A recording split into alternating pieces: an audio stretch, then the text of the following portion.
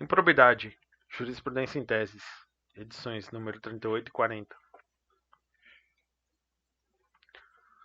É inadmissível a responsabilidade objetiva na aplicação da Lei 8429 de 92, exigindo-se a presença de dolo nos casos dos artigos 9 e 11, que coíbem o enriquecimento ilícito e o atentado aos princípios administrativos respectivamente, e ao menos de culpa nos termos do artigo 10, que censura os atos de improbidade por dano ao erário.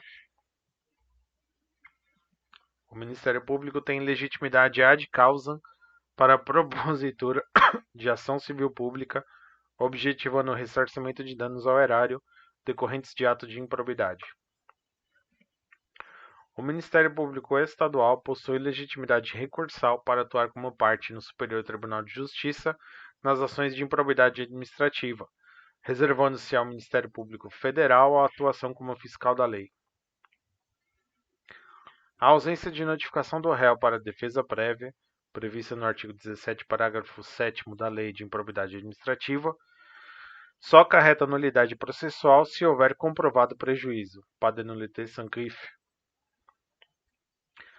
A presença de indícios de cometimento de atos ímprobos autoriza o recebimento fundamentado da petição inicial, nos termos do artigo 17, parágrafos 7º, 8º e 9º da Lei 8429 de 92, devendo prevalecer no juízo preliminar o princípio do indubio pro societate.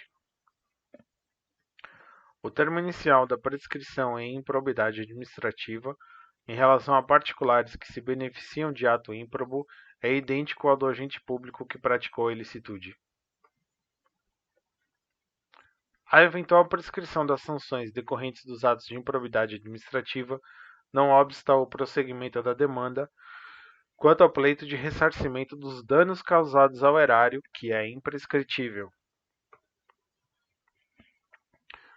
É inviável a propositura da ação civil de improbidade administrativa exclusivamente contra particular, sem a concomitante presença de agente público no polo passivo da demanda. Nas ações de improbidade administrativa, não há litisconsórcio passivo necessário entre o agente público e os terceiros beneficiados com o ato ímprobo. A revisão da dosimetria das sanções aplicadas em ação de improbidade administrativa implica reexame do conjunto fático probatório dos autos, encontrando óbice na súmula 7 do STJ, salvo se da leitura do acórdão recorrido verificar-se a desproporcionalidade entre os atos praticados e as sanções impostas. É possível o deferimento da medida cautelatória de indisponibilidade de bens em ação de improbidade administrativa nos autos da ação principal sem audiência da parte adversa e, portanto, antes da notificação a que se refere o artigo 17, parágrafo 7º da Lei 8429 de 92. É possível a decretação da indisponibilidade de bens do promovido em ação civil pública por ato de improbidade administrativa, quando ausente, ou não demonstrada, a prática de atos ou a sua tentativa, que induzam à conclusão de risco de alienação, oneração ou dilapidação patrimonial de bens do acionado, dificultando ou impossibilitando o eventual ressarcimento futuro.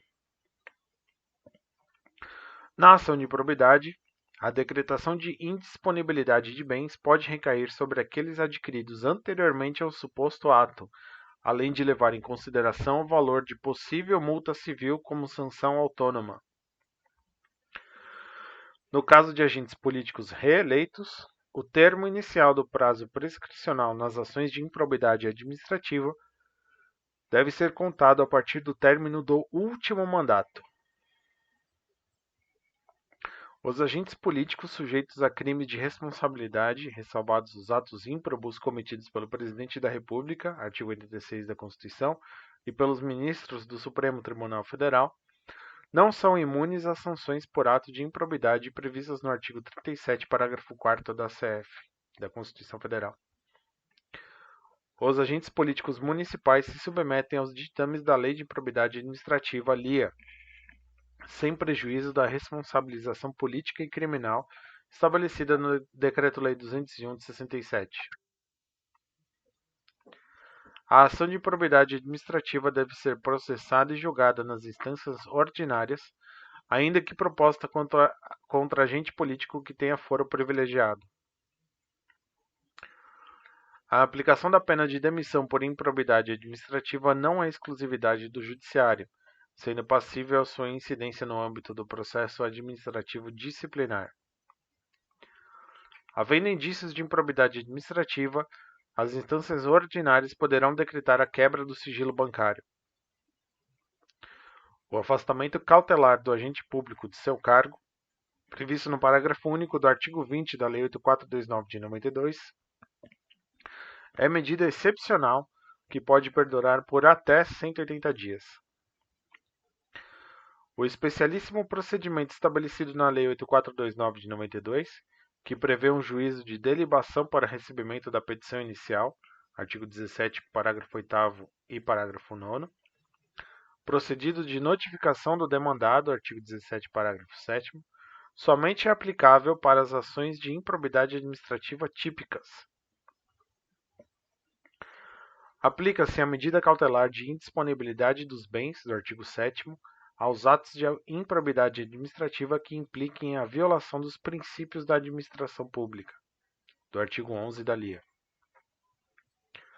O ato de improbidade administrativa previsto no artigo 11 da Lei 8429 de 92 não requer a demonstração de dano ao erário ou de enriquecimento ilícito, mas exige a demonstração de dolo, o qual, contudo, não necessita ser específico, sendo suficiente o dolo genérico.